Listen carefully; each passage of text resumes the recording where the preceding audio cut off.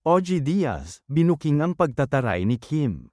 Kim Chiu, nagparamdam sa isyu kay Riza May Dizon.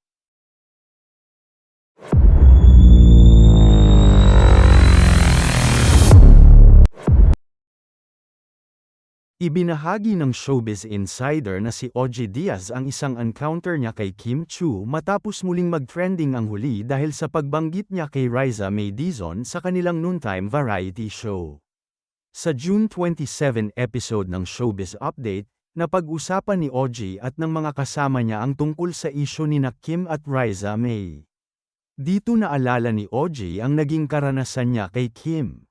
Bigla kong naalala, Grand Finals yon ng TNT, Tawag ng Tanghalan, kung saan nakagown silang lahat. Tapos si Kim Chiu nandoon sa hallway ng ABS-CBN. Nagpipicto-pictorial sila. Ako naman kalalabas ko lang kasama yung misis ko saka si Miracle, yung aking June Akies, kwento ni OG. So lumabas kami dahil binati namin si Vice Ganda. Chinika-chika namin sa dressing room. Paglabas namin, naabutan nga namin nagpipictorial sa labas. Mga 1 metro, nagkatinginan kami ni Kim Chiu. So akala ko maghahi or ano.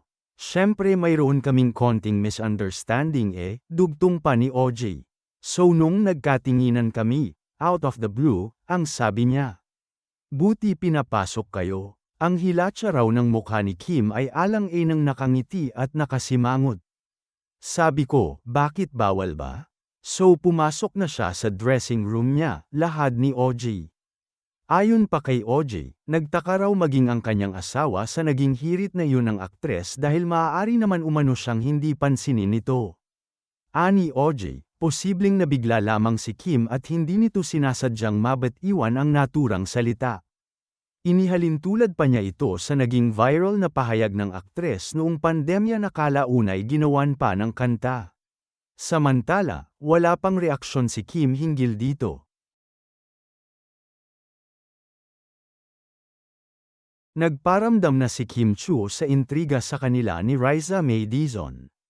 Ni-repost ni Kim sa kanyang X account ang mensahe ng isang para sa kanya. Nilagyan ng aktres ng folded hands and sparkle emojis ang i-repost niya na mensahe ng kanyang fanny.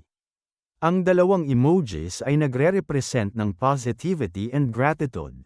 Sa mensahe ng fanny ni Kim, tila eto na rin ang tugon niya sa mga naghihintay na pumutak ang host sa pagsasabong sa kanila ni Riza. Post sa X ng fan ni Kim, Dearest Kimmy at Prinsesa Chanita. Why are you so kind? You are the exact embodiment of the saying, when someone throws a stone at you, throw back bread. You respond to hostility with kindness and repay evil with blessings. What if just once, you threw a stone back at them? But that's not you, and I wouldn't wish for you to be like that.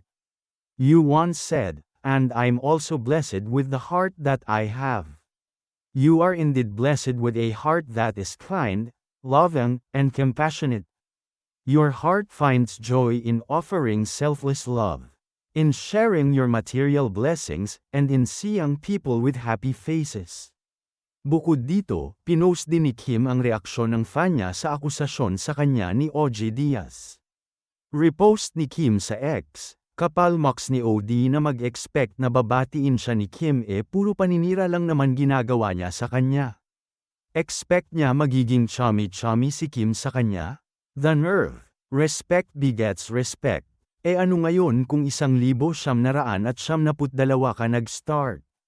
Bakit ka rerespetuhin kung di mo naman deserve? Rhea kaya naman ng isang pang fan ni Kim.